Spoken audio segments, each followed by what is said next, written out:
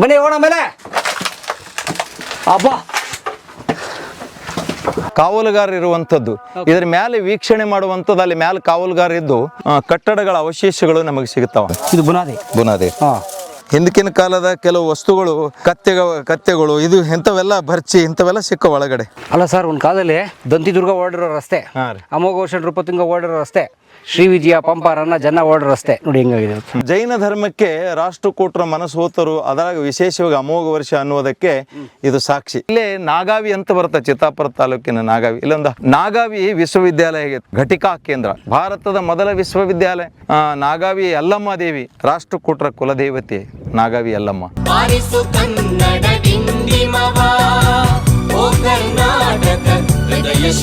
Sir, ಈಗ ಅಲ್ಲಿ ಕೋಟೆ, ಈಗ ಒಂದು ಪ್ರವೇಶ ದ್ವಾರ ಆಯ್ತು, ಎರಡಾಯ್ತು, ಮೂರನೇ ಪ್ರವೇಶ ದ್ವಾರ ಇಲ್ಲಿಗೆ ಬಂದ್ವಿ. ಇದು ಸರ್ ಇಲ್ಲಿಂದ ದ್ವಾರ. ರಾಜ ಈ ಕಡೆ ಹೋಗ್ತಿದ್ದ ರಾಜ.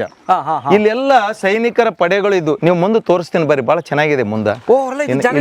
ಇನ್ನ ನೋಡ್ತೀವಿ ನೀವು, ಬುನಾದಿಗಳು ಕಾಣ್ತಾವ ನಮಗೆ, ಬಹಳ ಅದ್ಭುತವಾದಂಥದ್ದು. ಈಗೆಲ್ಲ ಕಂಟಿ ಕಮರಿ ಬೆಳೆದು ನಿಂತವ. ಇವೆಲ್ಲ ಮಂತ್ರಿಗಳು ವಾಸ ಇರ್ತಿದ್ರಿ ಇಲ್ಲಿ. ನಿವಾಸಗಳು ಇಲ್ಲಿ ಅಲ್ಲೆಲ್ಲಿ ನಾವು ನೋಡ್ಬೋದು ಮಂತ್ರಿಗಳ ನಿವಾಸ ಇಲ್ಲಿ. ಇಲ್ಲಿ ನೋಡ್ರಿ, ಇಲ್ಲೇ ನೋಡ್ರಿ.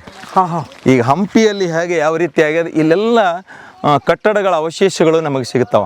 ಕೆಳಗಡೆ ಉತ್ಖನನಾದಾಗ ಖಂಡಿತ ಇಲ್ಲಿ ಅರಮನೆಗಳಿರ್ಬೋದು, ವಸತಿ ನಿಲಯಗಳಿರ್ಬೋದು, ಅವೆಲ್ಲವನ್ನ ಸಿಗಬಹುದು. ದೇವಾಲಯಗಳು ಸಿಗಬಹುದು, ಅಥವಾ ಬಳಸಿದ ವಸ್ತುಗಳು ಸಿಗಬಹುದು. ಒಳಗಡೆ ಇದ್ದಂತಹ ಮಾನ್ಯರ ಗಣ್ಯರ ಮನೆಗಳು, ಕವಿಗಳು, ದಿಗ್ಗಜರು, ಮಂತ್ರಿಗಳು, ಸೇನಾಧಿಪತಿಗಳು ಎಲ್ಲರೂ ಇಲ್ಲಿ ವಸತಿಯಾಗಿ ಇಲ್ಲಿ ಇರ್ತಿದ್ರು ಅನ್ನುವಂಥದ್ದು. ಯಾಕಂದ್ರೆ ಕಟ್ಟಡಗಳು ಹೇಳ್ಕೊಡ್ತಾವ. ಇದು ಬುನಾದಿ ನೋಡ್ರಿ. ಈ ತರದು ಕೋಟೆ ತುಂಬಾ ನಮಗ್ ಸಿಗ್ತಾವ. ಈ ತರದ್ದು ಇದು ಬುನಾದಿ. ಇದು ಮೊದಲಿಂದ್ರಿ. ಇದು ಇಲ್ಲಿಗೆ ನಿಂತ ಬಿದ್ದದ. ಮುಂದ್ಗಡೆ ಒಳಗಡೆ ಅವಶೇಷಗಳು ಬಹಳಷ್ಟು ಇರಬಹುದು. ಅದನ್ನು ಉತ್ಖನನಾದಾಗ, ವ್ಯವಸ್ಥಿತವಾಗಿ ಸಂಶೋಧನೆ ಉತ್ಖನನ ಆದಾಗ ಖಂಡಿತ ನಮಗೆ ಅನೇಕ ವಿಷಯಗಳು ಸಿಗುತ್ತಾವ. ಈಗಿದ್ದ ರಾಷ್ಟ್ರಕೂಟರ ಇತಿಹಾಸ ಮತ್ತೊಂದು ತಿರುವು ನಮಗೆ ಸಿಗಲಿಕ್ಕೆ ಸಾಧ್ಯ ಇದೆ. ಇವುಗಳು ಉತ್ಖನನ ಯಾವಾಗ ಅವಶೇಷಗಳು ಸಿಕ್ಕಾಗ ಅದರ ಮೇಲೆ ಬೆಳಕು ಚೆಲ್ಲಿದಾಗ ಆ ರೀತಿ ಆ ಹಿಂದಕಿನ ಕಾಲದಲ್ಲಿ ಏನಿದ್ದು ಎಂಥವಿದ್ದು ಅನ್ನುವಂಥದ್ದು ನಮಗೆ ಗೊತ್ತಾಗ್ತದೆ. ಆ ಮಾಹಿತಿ ಸಿಗಲಿಕ್ಕೆ ಅವಶೇಷಗಳ ಕೊರತೆ ಇದೆ. ಅವಶೇಷಗಳು ಸಿಗಬೇಕು. ಮತ್ತೆ ಇದು ಕೂಡ ಬೇಸ್ಮೆಂಟ್ ಸರ್?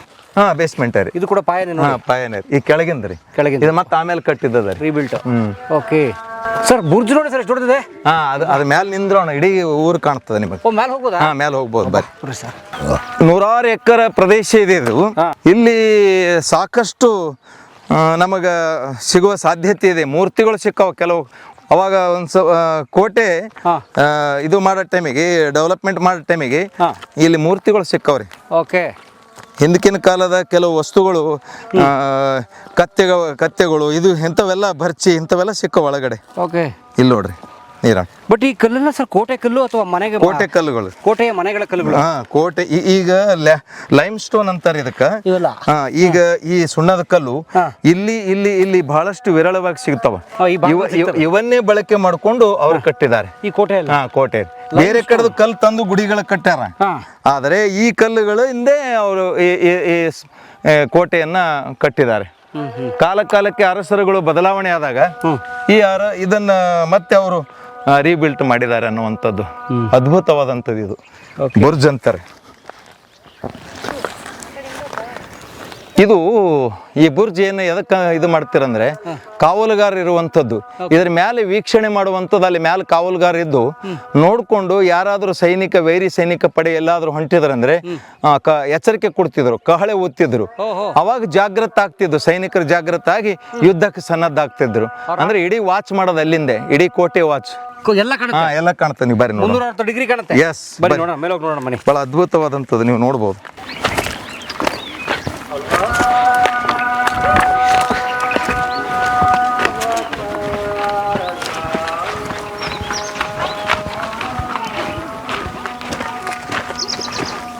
ಅಲ್ಲ ಸರ್, ಒಂದು ಕಾಲದಲ್ಲಿ ದಂತಿದುರ್ಗ ಓಡಿರೋ ರಸ್ತೆ, ಅಮೋಘೋಷ ನೃಪತುಂಗ ಓಡಿರೋ ರಸ್ತೆ, ಶ್ರೀ ವಿಜಯ ಪಂಪ ರನ್ನ ಜನ ಓಡಿರೋ ರಸ್ತೆ ನೋಡಿ ಹೆಂಗಾಗಿದೆ. ನೋಡಿ ಎಷ್ಟು ಅಸಹ್ಯವಾಗಿದೆ ರಸ್ತೆ ಹೋಗಲಿ. ಹುಷಾರ್ ಸರ್. ಒಂದು ಶರ್ಟ್ ಸಿಕ್ಕಿ ಬಿತ್ತಲ್ಲ, ಹರಿದು ಬಿಡ್ತಾವ ನೋಡ್ರಿ. ಅಯ್ಯೋ, ಶರ್ಟ್ ಸಿಗಾಕೊಂಡ್ರೆ ಹರಿದ್ರೆ ರಾಷ್ಟ್ರಕೂಟರು ಬಂದು ಕಾಪಾಡೋಕ್ಕಾಗಲ್ಲ. ಈಗ ರಕ್ತ ಒಂದು ಹನಿ ಬಿದ್ದರೆ ಹಾಂ ರಾಷ್ಟ್ರಕೂಟರ ಕಾಲಕ್ಕೆ ಭಾಳ ಜನ ರಕ್ತ ಸುರಿದಾರೆ ಇಲ್ಲಿ. ಹಾಂ ನಮ್ದು ಒಂದು ಹನಿ ಬೀಳಲಿಲ್ಲ. ಅಯ್ಯಯ್ಯೋ ಈ ಮುಳ್ಳಿಗೆ ಅಯ್ಯಯ್ಯಪ್ಪ ಚುಚ್ಚಾಕ್ಬಿಡ್ತಿಲ್ಲ. ಮೇಡಮ್ ಹೆಂಗೆ ಬರ್ತೀರಿ? ಇದು ಎಷ್ಟು ಸಲ ಕಡಿದ್ರು ಬರ್ತದೆ, ಇದು ಹಂಗೆ ಬೆಳಿತಾ. ಅದು ಒಂದು ಮುಳ್ಳು ಬಿದ್ದರೆ ಒಂದು ಗಿಡ ಬಿಟ್ಟಿರ್ತದೆ. ಒಂದು ಮುಳ್ಳು ಇದ್ಕೊಂಡು ಒಂದು ಬೀಜ ಅದಕ್ಕೆ. ಸೂಪರ್ ಮಾ ನೋಡಿ. ಇದು ಸರ್ಕಾರಿ ಜಾಲಿ ಅಂತಾರೆ ಇದಕ್ಕೆ. ಸರ್ಕಾರಿ ಜಾಲಿ ಅದು ಅಂದ್ರೆ ಇದು ಇದರದ್ದು ಜಾಲಿ. ಇದು ಎಲ್ಲ ಕಡೆ ಸಿಗ್ತು ನೋಡ್ರಿ. ಇದು ಸೋಮನಾಥ ಟೆಂಪಲ್ ಬಲ್ಲಿ ನೋಡಿ, ನಾನು ಗುಜರಾತ್ದಾಗ ಎಲ್ಲ ಇಡೀ ದೇಶ ತುಂಬ ಅದೇ. ಇದು ಅಯ್ಯೋ ಇದು ಕಂಟಿ ಎಲ್ಲ ಕಡೆ ಸಿಗ್ತದೆ, ಸರ್ವವ್ಯಾಪಿ. ಓಕೆ ಭಾಳ ಬೇಗ ಬೆಳೀತಾರೆ ಇದು. ಹತ್ತಿ ಮರ. ಸರ್ ಈ ಮರ ಎಲ್ಲ ಸದ್ಯದಲ್ಲಿ ಕೋಟೆನ ಬಿಡಿಸ್ಬಿಡುತ್ತೆ. ಹಾಂ ರೀ, ಯಾಕಂದ್ರೆ ನೋಡಿ ದೊಡ್ಡ ಮರ ಹತ್ತಿ ಮರ ಐತ್ರಿ, ಅದು ತುಂಬಾ ದೊಡ್ಡದಾಗುತ್ತದು. ಕಡಿದೆ ಹೋದ್ರೆ ಹೋಯ್ತು ಕೋಟೆ. ಇದು ಒಳಗಡೆ ಇದು ಖಾಲಿ ಮಸ್ಜಿದ್ ಅಂತ ಅದಾರ ಇಲ್ಲಿ ಒಳಗಡೆ. ಸರ್ ಅವಾಗ ಕಾಣ್ತಿತ್ತಿಲ್ಲ, ಗಿಡದಿಂದ ಅದು ಮುಚ್ಕೊಂಡ್ ಬಿಟ್ಟದ ನೋಡ್ರಿ. ಹಾಂ ಹಾಂ ಖಾಲಿ ಮಸ್ಜಿದ್ ಅಂತ. ಇದು ಬಹುಮನಿಯರ ಕಾಲದಲ್ಲಿ ಇದೊಂದು ಖಾಲಿ ಮಸ್ಜಿದ್ ಇತ್ತು. ಹಾಂ ಹಾಂ ಓ ಇದು ರಾಷ್ಟ್ರಕೂಟರ ಕಾಲಕ್ಕೆ ಮಸೀದಿ ಇಲ್ಲ, ಬಹುಮನಿಯವ್ರು ಗೆದ್ರು. ಬಹುಮನಿಯರ ಕಾಲಕ್ಕೆ ಆಗ್ಯಾದ್ರಿ, ರಾಷ್ಟ್ರಕೂಟರ ಕಾಲಕ್ಕೆ ಇದ್ದಿಲ್ಲ. ಇಲ್ಲಿ ಒಳಗಡೆ ಕೋಟೆ ಒಳಗೆ ಇದ್ದಿಲ್ಲ ಅವಾಗ. ಓಕೆ ಇಲ್ಲಿ ಬರ್ರಿ, ಕೋಟೆಗೆ ಹೋಗೋದಾ? ಅಲ್ಲೇ ಹೋಗ್ತಾರದಪ್ಪ. ಇದೇ ಕೋಟೆ ಇದೆ. ಸರ್ ಆಗುತ್ತಾ? ಬರ್ತಾ ಬರ್ರಿ. ಭಾಳ ಚೆನ್ನಾಗಿದೆ. ನೀವು ನೋಡ್ಬೇಕು, ಮ್ಯಾಲಿನ ನೀವು ನೋಡಿದ್ರೆ ಮುಗಿದಾಯ್ತು. ನೀವು ಮಳಕೇಡ್ ಕೋಟೆ ನೋಡ್ದಂಗೆ. ಹುಷಾರಾಗೆ ನಿಮಗೆ ನಡಂಗವ ಸೌಕಸ್ ಸೌಕಸ್.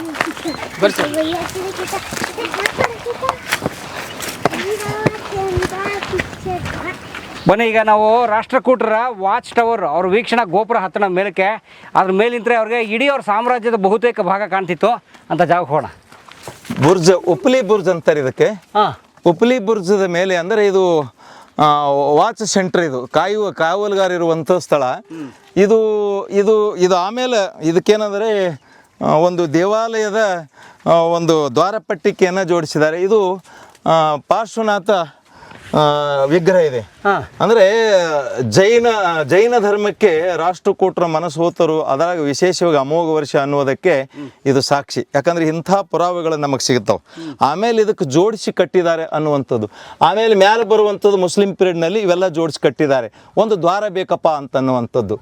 ಅದಕ್ಕೆ ಇಲ್ಲಿ ಮತ್ತೆ ಉರ್ದುದೊಳಗೆ ಒಂದಿಷ್ಟು ಉಲ್ಲೇಖ ಇದೆ. ಬಹುಮನಿಯರದು ಒಂದು ಶಾಸನವನ್ನ ನಾವು ನೋಡ್ಬೋದು ಮೇಲ್ಗಡೆ.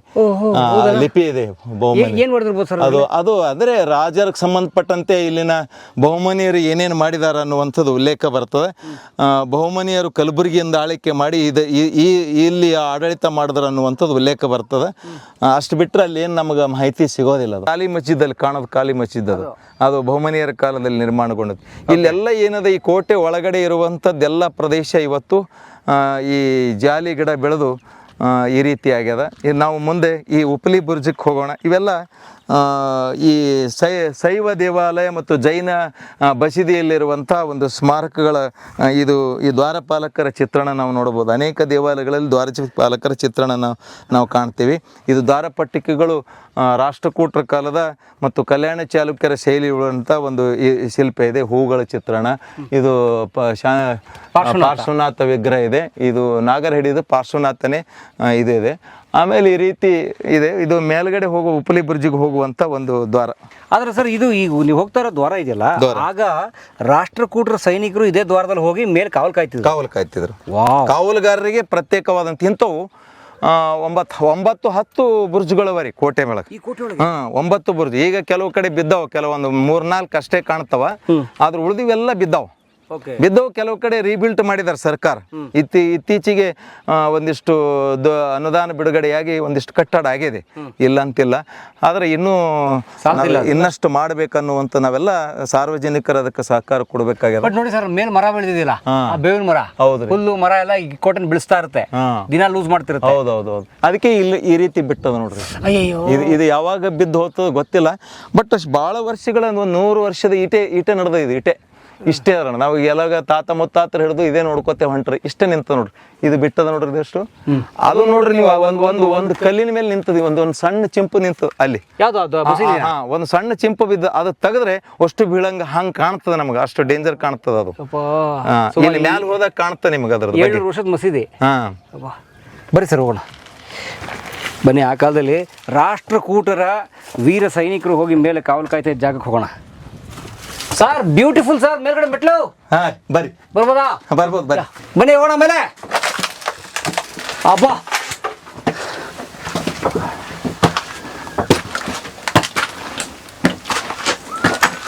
ಬಹುತೇಕ ಕೋಟೆಗಳಲ್ಲಿ ಈ ಬುರ್ಜುಗಳು ಇರುವುದು ಸಾಮಾನ್ಯ. ಬಿಜಾಪುರದಲ್ಲಿ ಇಂಥ ಬುರ್ಜುಗಳು ಸಾಕಷ್ಟಿವೆ. ಉದಾಹರಣೆ ಉಪ್ಳಿ ಬುರ್ಜ್ ಅಂತ ಅಲ್ಲೂ ಇದೆಯಲ್ಲ? ಉಪ್ಲಿ ಬುರ್ಜ್ ಅಲ್ಲಿನೇ ಇವೆ. ಹೌದು ಹೌದು. ನಾವು ಇದಕ್ಕೆ ಐಡೆಂಟಿಫೈ ಮಾಡಿದ್ವಿ, ಇದಕ್ಕೆ ಉಪ್ಲಿ ಬುರ್ಜ್ ತರನೇ. ಓಕೆ. ಯಾಕಂದ್ರೆ ಬಹುಮನಿಯರ ಕಾಲದಲ್ಲಿ ಉಪ್ಲಿ ಬುರ್ಜ್ ಬಹಳಷ್ಟು ಕಡೆ ಕಟ್ಟಿದ್ದಾರೆ ಅವರು. Okay okay. ಈಗ ಹಿಂದೆ ರಾಷ್ಟ್ರಕೂಟರ ಕಾಲದಲ್ಲಿ ಸಹಿತ ಇಂಥ ಅನೇಕ ಬುರ್ಜುಗಳು, ಕಾವಲುಗಾರರ ಇರುವಂತ ಒಂದು ಬುರ್ಜುಗಳು ನಾವು ನೋಡಬಹುದು. ಈಗ ಇಲ್ಲಿ ಕಾಣ್ತ ನೋಡ್ರಿ, ಈಗ ಅಲ್ಲಿ ಮೇಲ್ಗಡೆ ಅಲ್ಲಿ ಬುರ್ಜ್ ಇದೆ ನೋಡಿ. ಅಂಥವು ಕೋಟೆ ಸುತ್ತಮುತ್ತ ಅಲ್ಲಿ ಇಲ್ಲಿ ನಾವು ನೋಡಬಹುದು.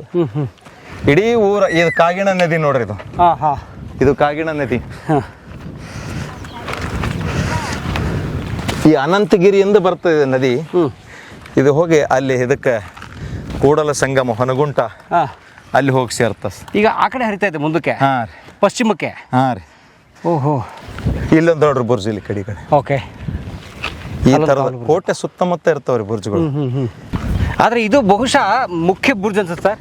ಕೇಂದ್ರ, ಯಾಕಂದ್ರೆ ಇದು ದೊಡ್ಡದಿದೆ, ಮಧ್ಯದಲ್ಲಿದೆ, ಕೋಟೆ ಒಳಗಿದೆ. ಇದು ಇವತ್ತಿನ ಮಳಖೇಡ. ಇವತ್ತಿನ ಮಳಖೇಡ ಇದೇನು ತಾಲೂಕಾ ಅಥವಾ ಇದು ತಾಲೂಕಲ್ಲಿ ಒಂದು ಹೋಬಳಿ ರೀ. ಹೋಬಳಿ ಜಡಪಿ ಜಿಲ್ಲಾ ಪಂಚಾಯತ್ ಕ್ಷೇತ್ರ ಇದು. ಮಳಖೇಡ. ಮಳಖೇಡ ಈಗ ಮಳಖೇಡ, ಅವಾಗಿನ ಮಾನ್ಯಖೇಟ. ಇದ್ರೊಳಗ 20 ರೂಪಾಯಿ ನೋಟ್ನಲ್ಲಿ ಆಗಲೇ ಉಲ್ಲೇಖ ಆಯ್ತು. ಇದು ಎಲ್ಲೋರದ ಗುಹಾಲ ಒಂದೇ ಬಂಡಿಯಲ್ಲಿ ಏಕ ಶಿಲೆ ಅಂದರೆ ಬೆಟ್ಟದಲ್ಲಿರುವಂಥ ಒಂದು ಶಿಲೆ, ದೊಡ್ಡ ಶಿಲೆ, ಅಖಂಡ ಶಿಲೆ.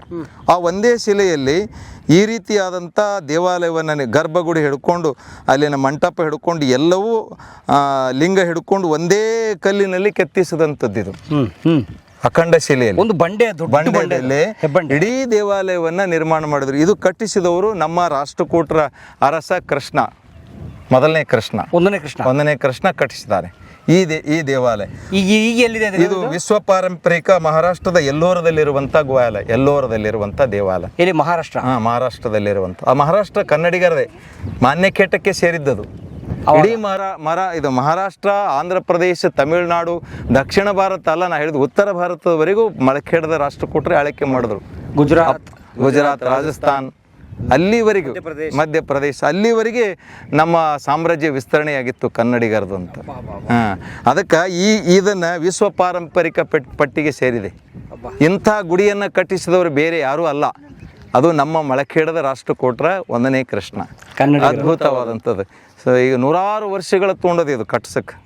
ಒಂದಿನ ಅಲ್ಲಿದು 100 ವರ್ಷಗಳ ಕಾಲ ಅನೇಕ ಕಾರ್ಮಿಕರು, ಶಿಲ್ಪಿಗಾರರನ್ನು ಕರೆಸಿ ಇದನ್ನು ಕಟ್ಟಿಸಿದಂಥವ್ರು. ಇದು ಇಂಥ ಈ ಕಲೆ, ವಾಸ್ತುಶಿಲ್ಪ ಮತ್ತು ಶಿಕ್ಷಣ ಎಲ್ಲಕ್ಕೂ ಪ್ರೋತ್ಸಾಹ ಕೊಟ್ಟಂಥವರು ನಮ್ಮ ರಾಷ್ಟ್ರಕೂಟರು. ಇಲ್ಲಿ ಇದರೊಳಗೆ ಇಂಡಿ ಹತ್ತಿರ ಸಾಲೋಟಿಗೆ ಅಂತ ಬರ್ತದೆ. ಸಾಲೋಟಿಗೆ ಅವರ ಅಗ್ರಹಾರ ಆಗಿತ್ತು. ಇಂಡಿ ಸಾಲೋಟಿಗೆ ಅಂತ ಊರು ಬರ್ತಾ, ಆ ಸಾಲೋಟಿಗೆಯಲ್ಲಿ ಅಗ್ರಹಾರ ಇತ್ತು. ಅಗ್ರಹಾರ ಶಿಕ್ಷಣ ಕೊಡುವಂಥ ಕೇಂದ್ರ ಸ್ಥಾನ, ಅಂದರೆ ಅಲ್ಲಿ ಉನ್ನತ ಶಿಕ್ಷಣ ಕೊಡ್ತಿದ್ರು. ಇಲ್ಲೇ ನಾಗಾವಿ ಅಂತ ಬರುತ್ತೆ, ಚಿತ್ತಾಪುರ ತಾಲೂಕಿನ ನಾಗಾವಿ, ಇಲ್ಲೊಂದು 15 ಕಿಲೋಮೀಟರ್ ಅಂತರದಲ್ಲಿ ನಾಗಾವಿ ಅಂತ ಬರುತ್ತೆ. ನಾಗಾವಿ ವಿಶ್ವವಿದ್ಯಾಲಯ ಘಟಿಕಾ ಕೇಂದ್ರ. ಹೇಗೆ ನಳಂದ, ತಕ್ಷಶಿಲಾ ಉತ್ತರ ಭಾರತದಲ್ಲಿತ್ತು, ಹಾಗೆ ಇಡೀ ಭಾರತದ ವಿದ್ಯಾರ್ಥಿಗಳು, ದೇಶ ವಿದೇಶಗಳಿಂದ ವಿದ್ಯಾರ್ಥಿಗಳು ಬಂದು ವೇದ ಅಧ್ಯಯನ ಮಾಡ್ತಿದ್ರು. ಗಣಿತ, ವಿಜ್ಞಾನ ಎಲ್ಲ ವಿಷಯಗಳು ಅಲ್ಲಿ 63 ವಿದ್ಯೆಗಳನ್ನು ಕಲಿಸ್ತಿದ್ರು. ಎಲ್ಲಿ? ನಾಗಾವಿ ಒಳಗೆ. ಇದೇ ಕಲಬುರಗಿ ಜಿಲ್ಲೆ ಚಿತ್ತಾಪುರ ಹತ್ರ ನಾಗಾವಿ ಮೊದಲ ವಿಶ್ವವಿದ್ಯಾಲಯ. ಇದು ಭಾರತದ ಮೊದಲ ವಿಶ್ವವಿದ್ಯಾಲಯ. ಹಾಗೆ ಉತ್ತರ ಭಾರತದಲ್ಲಿ ನಳಂದ ಹೇಗಿದ್ದು ಹಾಗೆ ಅಲ್ಲಿ ದ್ವಾರಪಾಲಕರಿದ್ದರು. ಅಲ್ಲಿ ದ್ವಾರಪಾಲಕರೇ ಟೆಸ್ಟ್ ತಗೋತಿದ್ರು. ಎಲ್ಲಿ? ಇದ್ರೊಳಗೆ ನಾಗಾವಿ ಒಳಗೆ.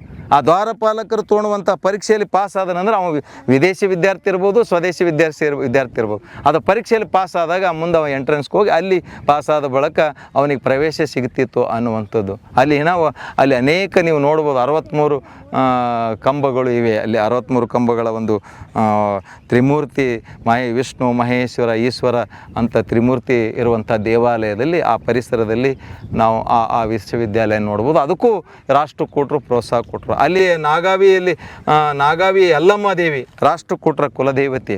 ನಾಗಾವಿ ಯಲ್ಲಮ್ಮ ಅದರ ಪಕ್ಕದಲ್ಲಿರುವಂಥ ದೇವತೆ ಅದು. ಕೊಲ್ಲಾಪುರದ ಮಹಾಲಕ್ಷ್ಮಿ ಸಹಿತ ರಾಷ್ಟ್ರಕೂಟರ ಕುಲದೇವತೆ.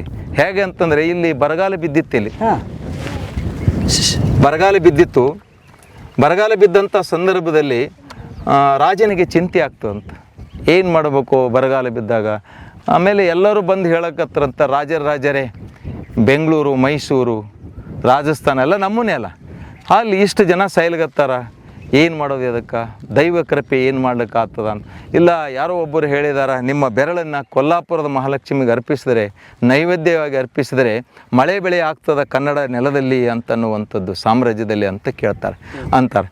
ಅವಾಗ ರಾಜ ಏನು ಪ್ರತಿಕ್ರಿಯೆ ಕೊಡ್ತಾನ, ಪ್ರಜೆಗಳೇ, ಅಶೋಕ ಚಕ್ರವರ್ತಿ ನಂತರ ಪ್ರಜೆಗಳೇ ತನ್ನ ಮಕ್ಕಳೆಂತೂ ಭಾವಿಸಿದಂಥ ಅರಸ, ಏಕೈಕ ಅರಸ ಕನ್ನಡಿಗ, ಅದು ಅಮೋಘ ವರ್ಷ ನೃಪತುಂಗ ಚಕ್ರವರ್ತಿ. ಈ ನನ್ನ ಮಕ್ಕಳಿಗೆ ಒಳ್ಳೆಯದಾಗ್ತಿತ್ತಂದರೆ ಬೆರಳಲ್ಲ, ನನ್ನ ಶರೀರವನ್ನು ತುಂಡರಿಸಿ ಕೊಲ್ಲಾಪುರ ಮಹಾಲಕ್ಷ್ಮಿಗೆ ಅರ್ಪಿಸ್ತೇನೆ ಅಂತ ಹೇಳಿದಂಥ ಒಬ್ಬ ಉದಾರವಾದಿ ಮತ್ತು ಭಕ್ತಿ ರಾಜ ಅದು ಎಷ್ಟು ಪ್ರಜೆಗಳ ಮೇಲೆ ಭಕ್ತಿ ಇತ್ತು ಅನ್ನುವಂಥದ್ದು. ಅದು ಅಷ್ಟೇ ಅಲ್ಲ, ಅಂದು ಬೀಳಲಿಲ್ಲ. ಇಲ್ಲಿಂದ ಹೋಗಿ ಎಲ್ಲಿಗೆ ಹೋದ ಅಂತಂದರೆ ಕೊಲ್ಲಾಪುರ ಮಹಾಲಕ್ಷ್ಮಿಗೆ ಹೋಗಿ, ಜಗನ್ಮಾತೆ ನನ್ನ ಕನ್ನಡದ ನೆಲದಲ್ಲಿ ಮಳೆ ಇಲ್ಲ, ಬೆಳೆ ಇಲ್ಲ, ವಿಲಿ ಒದ್ದಾಡ್ತಾ ಇದ್ದಾರೆ, ಸಾಯ್ಲಿಗತ್ತರ ಪಕ್ಷಿ ಪ್ರಾಣಿಗಳು ಸಾಯ್ಲಿಗತ್ತವ, ಮಳೆ ಕೊಡು ತಾಯಿ ಅಂತೇಳಿ ತನ್ನ ಖಡ್ಗವನ್ನು ತೆಗೆದು ಬೆರಳನ್ನು ನೈವೇದ್ಯವಾಗಿ ಅರ್ಪಿಸಿ ಅವನು ವಾಪಸ್ ಬರುವುದರ ಕಾಕತಾಳಿಯೋ ಗೊತ್ತಿಲ್ಲ, ಭಗವಂತನೇ ತಾಯಿಯ ಕೃಪೆ ಅಂತನ್ನುವಂಥದ್ದು ಭಕ್ತಿಯಲ್ಲಿ ಬರ್ತದೆ ಇದು.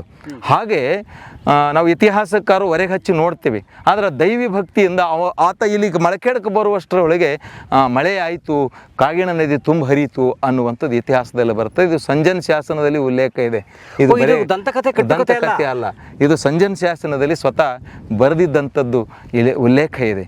ಸೊ ಈ ರೀತಿಯಾದಂಥ ಒಬ್ಬ ಅರಸ ಪ್ರಜೆಗಳಿಗೋಸ್ಕರವಾಗಿ ತ್ಯಾಗ ಮಾಡಿದ, ತನ್ನ ಬೆರಳನ್ನು ಕತ್ತರಿಸಿಕೊಟ್ಟ ಅನ್ನುವಂಥದ್ದು. ಅದೇ 64 ವರ್ಷ ಏನು ಹೇಳದನಲ್ಲ, ಆ ಪ್ರಜೆಗಳ ಮನಗೆದ್ದಂಥ ಒಬ್ಬ ಅರಸ, ಅದ್ಭುತವಾದಂಥದ್ದು.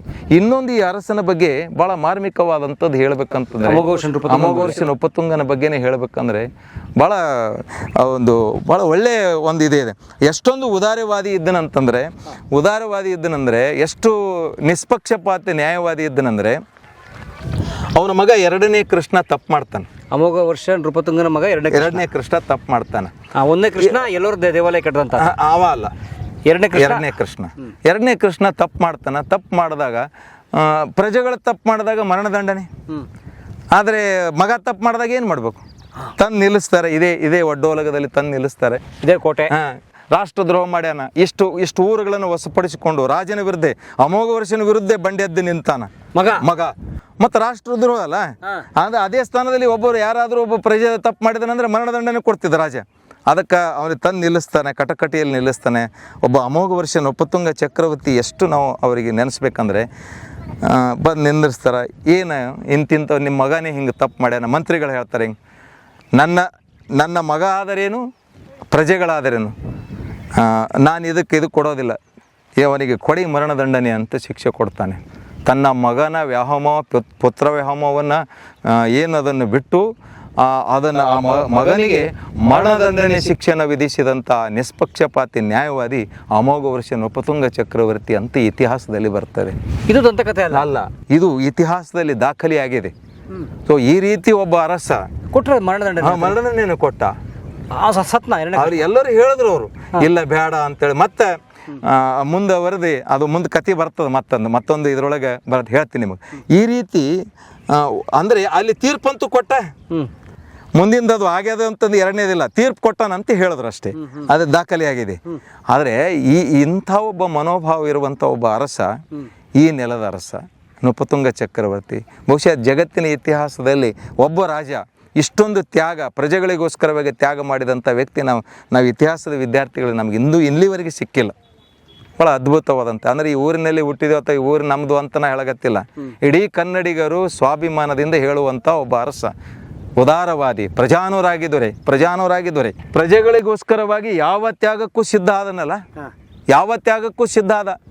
ಪ್ರಜೆಗಳಿಗೋಸ್ಕರವಾಗಿ ತನ್ನ ಬೆರಳನ್ನು ಕತ್ತರಿಸಿದ, ಮಗನ ವ್ಯಾಮೋಹವನ್ನು ಬಿಟ್ಟ, ಇಷ್ಟೆಲ್ಲ ತ್ಯಾಗ ಮಾಡಿ ಮತ್ತೆ ಯುದ್ಧ ಮಾಡಬಾರ್ದಂತ ವೈವಾಹಿಕ ಸಂಬಂಧ ಬೆಳೆಸದ. ಆ ರೀತಿ ಯುದ್ಧ ಮಾಡಲಾರದೆ ಇಷ್ಟು ವರ್ಷ ಸುದೀರ್ಘವಾಗಿ 6 ದಶಕಗಳ ಕಾಲ ಆಡಳಿತ ಮಾಡ್ದ. ಇದು ನಮ್ಮ ಕನ್ನಡಿಗರದು ಮಾನ್ಯ ಖೇಟದ ಅರಸ ಅಂತ ಅಭಿಮಾನದಿಂದ ನಾವು ಹೇಳ್ಬೋದು. ಇದು ಅದ್ಭುತವಾದಂಥದ್ದು. ಅವನ ಕಾಲದಲ್ಲಿ ಅನೇಕ ಸಾಹಿತಿಗಳು, ಕವಿಗಳು ಅವರಿಗೆ ಪ್ರೋತ್ಸಾಹವನ್ನು ಕೊಟ್ಟ. ಈ ನೆಲಕ್ಕೋಸ್ಕರವಾಗಿ ತ್ಯಾಗ ಮಾಡಿದಂಥ ವ್ಯಕ್ತಿ ನಾವು ಎಲ್ಲಿ ನಾವು ನೋಡ್ಲಿಕ್ಕೆ ಸಾಧ್ಯ ಇಲ್ಲ. ಹೇಗೆ ಒಂದ್ಸಲ ನಾವು ಪುಲಕೇಶಿ ಅಂತ ನೆನೆಸ್ತೀವಿ, ಇಮ್ಮಡಿ ಪುಲಕೇಶಿ, ಇಮ್ಮಡಿ ಬಾದಾಮಿ 6ನೇ ವಿಕ್ರಮಾದಿತ್ಯ ಕಲ್ಯಾಣ ಚಾಲುಕ್ಯರ ಅರಸ ಅಂತ ಕರಿತೀವಿ. 6ನೇ ವಿಕ್ರಮಾದಿತ್ಯ ಕಲ್ಯಾಣ ಚಾಲುಕ್ಯರ ಅರಸ ಇಮ್ಮಡಿ ಪುಲಕೇಶಿ ಭಾರತವನ್ನು ಆಳದಂತ ಹೇಳ್ತೀವಿ ನಾವು. ಇಲ್ಲಿಂದ ಕುದುರೆಗಳು, ಹೌದು ಕುದುರೆಗಳು ಸಹಿತ ಅಲ್ಲಿಗೆ ಹೋದವು. ಈ ಕಡೆ ಬಂದಾಗ ಕಲಬುರಗಿಗೆ ಬಂದಾಗ ಕಲಬುರಗಿ ಅರಸ ಸಾಮಾನ್ಯ ವ್ಯಕ್ತಿ ಅರಸ ಅಲ್ಲ. ನಾವು ಒಂದು ಕಡೆ ಬಾದಾಮಿಯನ್ನು ಉಲ್ಲೇಖ ಮಾಡ್ತೇವೆ, ಒಂದು ಕಡೆ ಕಲ್ಯಾಣವನ್ನು ಉಲ್ಲೇಖ ಮಾಡ್ತೇವೆ, ಇನ್ನೊಂದು ಕಡೆ ಮಾನ್ಯಖೇಟವನ್ನು ಉಲ್ಲೇಖ ಮಾಡ್ತೇವೆ. ಮಾನ್ಯಖೇಟದಲ್ಲಿ ಇಂಥ ಅರಸ, ಅಲ್ಲಿ ಒಬ್ಬ ಅರಸ ಹರ್ಷವರ್ಧನನ್ನು ಸೋಲಿಸಿದಂಥ ಇಮ್ಮಡಿ ಪುಲಕೇಶಿ ನರ್ಮದಾ ನದಿಯ ದಂಡೆ ಮೇಲೆ ಅವ ಸೋತು ಶರಣಾಗಿಬಿಟ್ಟ. ಈತ ಯುದ್ಧ ಮಾಡಲಿಲ್ಲ, ಸಂಬಂಧಗಳನ್ನು ಬೆಳೆಸಿ, ವೈವಾಹಿಕ ಸಂಬಂಧಗಳನ್ನು ಬೆಳೆಸಿ, ಎಷ್ಟು ಸಾಮರಸ್ಯ. ಒಂದು ರಕ್ತ ಹನಿ ಕೆಳಗೆ ಬೀಳಬಾರ್ದು, ಯಾವ ಸೈನಿಕನು ಸಾಯಬಾರ್ದು. ನನ್ನ ಸಾಮ್ರಾಜ್ಯದಲ್ಲಿ ಎಲ್ಲವೂ ಒಳ್ಳೆಯದಾಗಲಿ ಅಂತೇಳಿ ತನ್ನ ಬೆರಳನ್ನು ಕೊಲ್ಲಾಪುರ ಮಹಾಲಕ್ಷ್ಮಿಗೆ ನೈವೇದ್ಯಗೆ ಅರ್ಪಿಸಿದ. ಪ್ರಜೆಗಳು ತಪ್ಪು ಮಾಡಿದ್ರೆ ಅಷ್ಟೇ, ಮಗ ತಪ್ಪು ಮಾಡಿದ್ರೆ ಅಷ್ಟೇ. ಎರಡೂ ಒಂದೇ. ನನಗೆ ಮಕ್ಕಳು ಅವರು ನನ್ನ ಮಕ್ಕಳೇ, ಇವನು ನನ್ನ ಖಾಸ್ ಮಗ ಇದ್ರು ಇವನು ನನ್ನ ಮಗ, ಸಮಾನ ದೃಷ್ಟಿಯಿಂದ ನೋಡಿ ಅವರು ಎಲ್ಲ ಮಕ್ಕಳು ಒಂದೇ ಅಂತ. ತನ್ನ ಹೊಟ್ಟೆಲಿ ಹುಟ್ಟಿದಂಥ ಮಗು ಅಷ್ಟೇ ಅಲ್ಲ, ಇಡೀ ಒಳಗೆ ಕನ್ನಡ ನೆಲದಲ್ಲಿರುವಂಥ ಎಲ್ಲ ಮಕ್ಕಳು ನನ್ನ ಮಕ್ಕಳೇ ಅಂತ ಭಾವಿಸಿದಂಥ ಪ್ರಜಾನುರಾಗಿ ದೊರೆ ಪಡೆದಂಥ ಪುಣ್ಯಶಾಲಿಗಳವರ ಆದರ್ಶ ಇವತ್ತು ಪಠ್ಯಪುಸ್ತಕದಲ್ಲಿ ಅಥವಾ ಆತನ ಸ್ಮಾರಕ ಸಂಬಂಧಪಟ್ಟಂತೆ ಬಹುಶಃ ದುರ್ದೈವ ನಾವೆಲ್ಲರೂ ಕೂಡಿ ಆ ನೃಪತುಂಗನನ್ನು ಫೋಟೋ ಇಡೋದಾಗಲಿ, ನೃಪತುಂಗನನ್ನು ನೆನೆಸ್ಕೊಳ್ಳೋದಾಗಲಿ, ಅವನ ವೈಭವತೆಯನ್ನು, ರಾಷ್ಟ್ರಕೂಟರ ಕಲೆ, ಸಾಹಿತ್ಯ, ಸಂಗೀತವನ್ನು ಇನ್ನಷ್ಟು ಮಕ್ಕಳಿಗೆ ನಾನಂತೂ 40 ವರ್ಷ ಅದೇ ಹೇಳ್ಕೊತೇ ಹೊಂಟೀನಿ ಈ ನೆಲಕ್ಕೋಸ್ಕರವಾಗಿ. ಇನ್ನೂ ನಿಮ್ಮ ಚಾನಲ್ ಮುಖಾಂತರ ನೀವು ಇನ್ನಷ್ಟು ರಾಜ್ಯದ ಜನತೆಗೆ ತಿಳಿಸಿರಂತೇಳಿ ಕಳಕಳಿ ವಿನಂತಿ. ನಮ್ಮ ಕೈಲಿ ಏನಾಗ್ತದೆ ನಾವು ಅಷ್ಟೇ ಮಾಡೋರು. ಬೇರೆ ನನ್ನ ನೆಲಕಲಾರ್ದ ನಾ ಹೇಳೋವಲ್ಲ. ನನ್ನ ಪಾಡಿನ ಕೆಲಸ, ನಮ್ಮ ವೃತ್ತಿ ಪ್ರವೃತ್ತಿ ಸಾಹಿತ್ಯ. ಒಬ್ಬ ಸಾಹಿತ್ಯ ಸಮ್ಮೇಳನ ಅಧ್ಯಕ್ಷರಾಗಿ ನಾನು ಕೆಲಸ ಮಾಡ್ದಾವಿದ್ದೀನಿ. ಸೇಡಂ ತಾಲೂಕು ಸಾಹಿತ್ಯ ಸಮ್ಮೇಳನ ಅಧ್ಯಕ್ಷ ಮಾಡಿದೆ. ಅಲ್ಲಿ ಅದೇ ಮೊನ್ನೆ ತಾನೇ ಜಿಲ್ಲಾ ಸಾಹಿತ್ಯ ಸಮ್ಮೇಳನ ಅಧ್ಯಕ್ಷ ಮಾಡಿದ್ದೀನಿ. ಈ ಮಳಖೇಡದ ಬಗ್ಗೆ ನೀವು ಕರೆದ ತಕ್ಷಣ ಓಡಿ ಬಂದೆ. ಯಾಕಂದರೆ ಮಳಖೇಡದ ಪ್ರೀತಿಯ ನಾನು ಎನಿಸೋದು 1-2 ಈ ಜಗತ್ತಿನಲ್ಲಿ ನನ್ನ ಅನುಭವಕ್ಕೆ, ಒಂದು ಕಲ್ಯಾಣ, ಒಂದು ಮಳಖೇಡ. ಎರಡೂ ನನಗೆ ಕಣ್ಣುಗಳಿದ್ದಂಗೆ, ಎರಡೂ ನನಗೆ ಶಕ್ತಿ. ಕಲ್ಯಾಣ ಅಂದರೆ ಬಸವ ಕಲ್ಯಾಣ. ಅಲ್ಲಿ ಬಸವನ ಕಾಯಕ ಭೂಮಿ. 770 ಅಮರ ಗಣಂಗಗಳು, 196,000 ಜಂಗಮರು, ಕುಲಕ್ಕೊಬ್ಬ ಶರಣರು, ಅನುಭವ ಮಂಟಪ, ಪ್ರಜಾಪ್ರಭುತ್ವ ಕೊಟ್ಟಂಥ ಕಲ್ಯಾಣ, ಬಸವ ಕಲ್ಯಾಣ. ಆ ನಾಡು ಒಂದಾದರೆ ಇದು ಯಾವುದು ಮಾನ್ಯಖೇಟ. ಭಾಳ ಅದ್ಭುತವಾದಂಥ ಚರಿತ್ರೆ ಇದು. ದಂತಿದುರ್ಗನೇ ಫಸ್ಟ್ ಇಲ್ಲಿ. ದಂತಿದುರ್ಗದ ನಂತರ ಅನೇಕ ಅರಸರುಗಳು ಬರ್ತಾರೆ. ಮೊದಲನೇ ಕೃಷ್ಣ ಬರ್ತಾನೆ, ಧ್ರುವ ಬರ್ತಾನೆ, 3ನೇ ಗೋವಿಂದ, 2ನೇ ಗೋವಿಂದ, 3ನೇ ಗೋವಿಂದ, ಧ್ರುವ, 2ನೇ ಧ್ರುವ, ಹಿಂಗೆ 3ನೇ ಧ್ರುವ ತನಕನೂ ಬರ್ತಾರೆ. ಆಮೇಲೆ ಕೃಷ್ಣ, 2ನೇ ಕೃಷ್ಣ, ಕೊನೆಗೆ ಖೊಟ್ಟಿಗ ಬರ್ತಾನೆ, ಕರ್ಕ ಖೊಟ್ಟಿಗ. ಇಷ್ಟು ಅವರ ವಂಶಾವಳಿ. ಇಲ್ಲಿ ಆಳಿದು ಪ್ರಬಲವಾದಂಥ ಅರಸರುಗಳು 3 ಜನ. ಒಬ್ಬ ಧ್ರುವ, ಅಮೋಘ ವರ್ಷ ನೃಪತುಂಗ ಚಕ್ರವರ್ತಿ, 3ನೇ ಗೋವಿಂದ. ಇವರು ಪ್ರಬಲ ಅರಸರುಗಳು. ಇವರೆಲ್ಲರೂ ಒಂದು 5 ವರ್ಷ, 1 ವರ್ಷ, 2 ವರ್ಷ, 3 ವರ್ಷ ಆಳ್ಯಾರ. ಮಿಕ್ಕದವ್ರು ಎಲ್ಲರೂ 10 ವರ್ಷ ತನಕ ಲಾಸ್ಟ್ ಆಯಿತು ಭಾಳ. ಆದರೆ 64 ವರ್ಷ ಆಳಿದಂಥವ್ರು ಒಬ್ಬರೇ, ಅದು ಅಮೋಘ ವರ್ಷ ನೃಪತುಂಗ ಚಕ್ರವರ್ತಿ. ಸೂಪರ್. ಕನ್ನಡದ ಮೊದಲ ಕಾವ್ಯ ಕೊಟ್ಟಂಥ ಅರಸು ಮನೆತನ. ಕನ್ನಡ ಹೊನ್ನುಡಿ ದೇವಿಯನು ನಾ ಪೂಜಿಸುವೆ, ಆರಾಧಿಸುವೆ. ಎಲ್ಲರೂ ಕಲಾ ಮಾಧ್ಯಮ ನೋಡಿ, ಸಬ್ಸ್ಕ್ರೈಬ್ ಮಾಡಿ, ಗಂಟೆ ಹೊಡಿ. ಅಷ್ಟೇ. ಈ ವಿಡಿಯೋ ನೋಡಿದ್ದಕ್ಕೆ ನಿಮಗೆ ತುಂಬ ಧನ್ಯವಾದಗಳು. ಪುಸ್ತಕಗಳನ್ನ ಓದು ಮನಸ್ಸನ್ನು ಅರಳಿಸುತ್ತೆ, ಬುದ್ಧಿಯನ್ನು ಚುರುಕು ಮಾಡುತ್ತೆ, ಕಾಣದ ಹೊಸ ಲೋಕವನ್ನು ಪರಿಚಯಿಸುತ್ತೆ. ಹಾಗಾಗಿ ಓದುವ ಸಂಸ್ಕೃತಿ ಹೆಚ್ಚಾಗ್ಲಿ. ಧನ್ಯವಾದ.